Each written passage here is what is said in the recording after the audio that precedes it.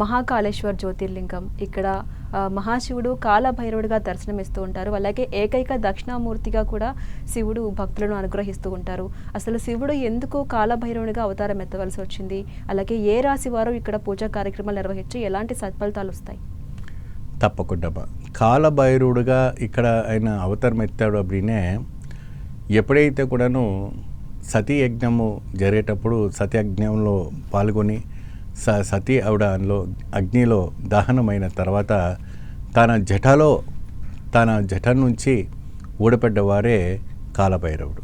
అది ఏకైక కాలభైరవుడు అని ఒక ప్రాముఖ్యత రావటం. ఆ కాలభైరవుడు సాక్షాత్గా ఎలా ఉంటాడంటే ఇంకా తను ఉగ్రం ఎలాంటిది అంటే ఇంకా ఏ త్రిమూర్తి శక్తి కూడా ఆపలేనటువంటి ఉగ్రశక్తి ఆయనలో కనపడుతూ ఉండేది.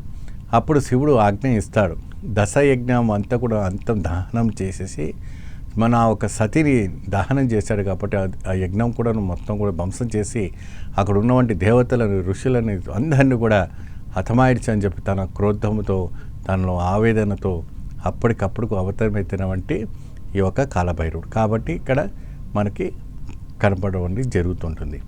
ఇక్కడ విశేషమైనటువంటి రాశి వాళ్ళు వచ్చేసి వెళ్ళి దర్శనం చేసుకోవడం వల్ల చాలా అద్భుతంగా ఉంటుంది. వృశ్చిక రాశి వారు ఎలాంటి పరిహారాలు పాటించడం వల్ల ఇక్కడ దోష నివారణ జరుగుతుంది? వాస్తవానికి ఈ వృశ్చిక రాశి వాళ్ళు ఎక్కువ శాతము కాలభైరవునికి దర్శించుకోవడం వల్ల చాలా అద్భుతమైనటువంటి ఒక ఫలితం రావటం అనేది జరుగుతుంది. వారికి ఎప్పుడైనా కూడాను ఎల్లవెల్లప్పుడు కూడాను ఆ కాలభైరవుని దర్శించుకోవడం వల్ల కూష్మాండంతో దీపార్థన చేసి, కూష్మాండం అంటే తెలుసు కదమ్మా, బూడిద గుమ్మడికాయ ఉంటుంది. ఆ బూడిద గుమ్మడికాయను కోసి దాంట్లో దీపార్థన వేసి దుర్గాష్టమి రోజు కానీ, అష్టమి రోజు కానీ, లేదంటే అమావాస్య రోజు కానీ, పౌర్ణమి రోజు కానీ ఈ యొక్క కాలభైరవుని దగ్గర విశేషమైనటువంటి ఒక నూనె వేసి అక్కడ దీపార్థన చేసి చక్కగా ఆరాధిస్తుంటారు.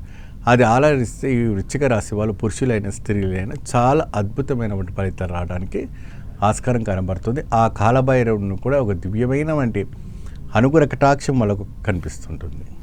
అలాగే గురువుగారు నెక్స్ట్